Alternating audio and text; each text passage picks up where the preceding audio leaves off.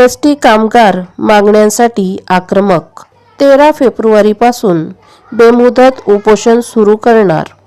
मालवाहतूकदारांच्या आंदोलनानंतर आता राज्यातील एसटी कामगार संघटनांना आक्रमक झाली आहे.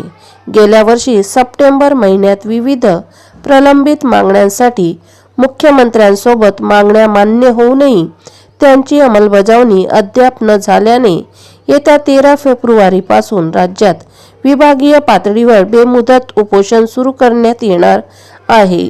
गेल्या वर्षी सप्टेंबर महिन्यात राज्य सरकारसोबत महाराष्ट्र स्टेट ट्रान्सपोर्ट कामगार संघटनेशी बैठक झाली होती. त्यात कामगार करारात सरकारी कर्मचाऱ्याप्रमाणे महागाई भत्ता, घरभाडे भत्ता व वार्षिक वेतनासाठीचा दर कामगारांना देण्याचे सरकारने मान्य केले होते.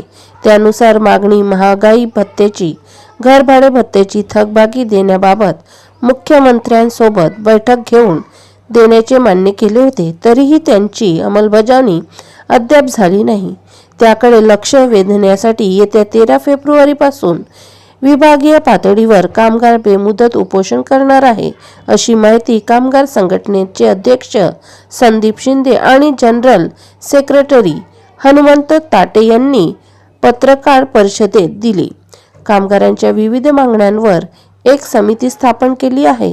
त्यांनी 2 महिन्यात अहवाल सरकारला देणे अपेक्षित आहे. मात्र अद्याप यांनी याबाबत बैठक घेतली नसल्याने कामगारात तीव्र असंतोष पसरला आहे.